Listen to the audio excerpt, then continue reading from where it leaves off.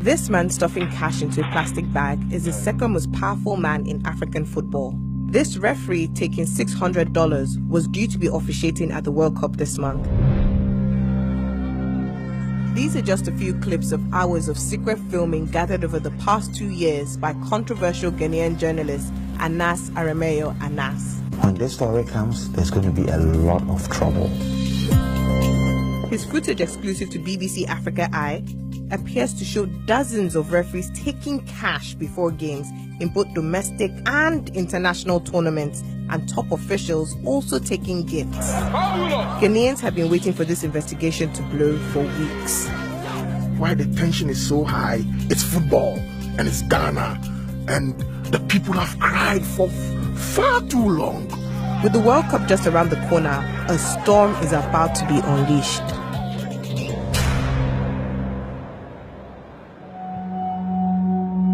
The scale of Anas's investigation is huge.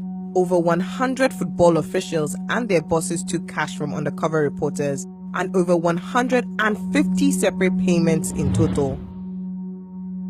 These money transfers occurred before Ghanaian Premier League, Champions League, and major international games. Anas has never revealed his true identity.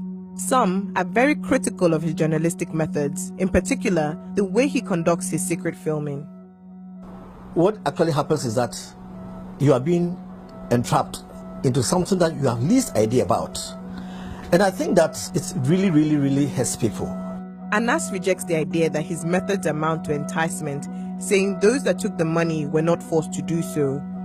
With football loved deeply across Ghana, many people have been rallying in support of his latest investigation, both on social media and over the radio waves.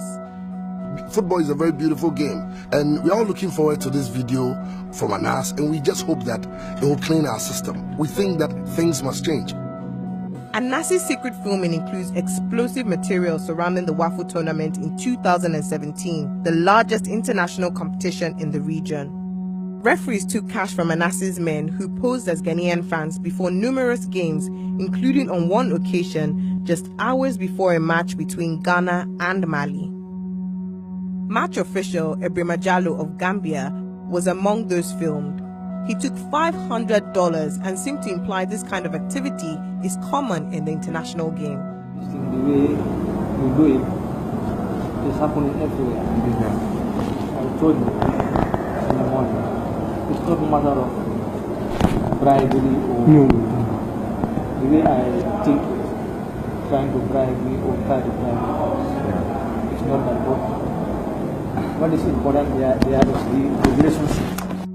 Jallo told the BBC he had never been given any money to fix a match. He denied wrongdoing.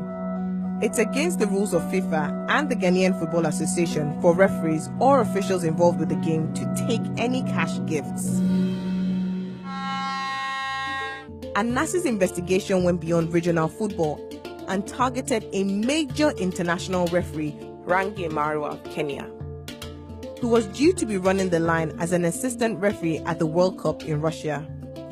He was approached by an undercover journalist posing as a Ghanaian football official during the African Nations Championship.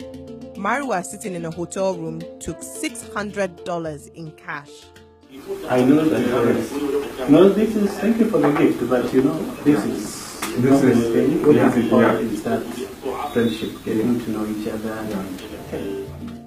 FIFA says Aremeyaw has resigned from the World Cup refereeing team. He told the BBC he denied any wrongdoing.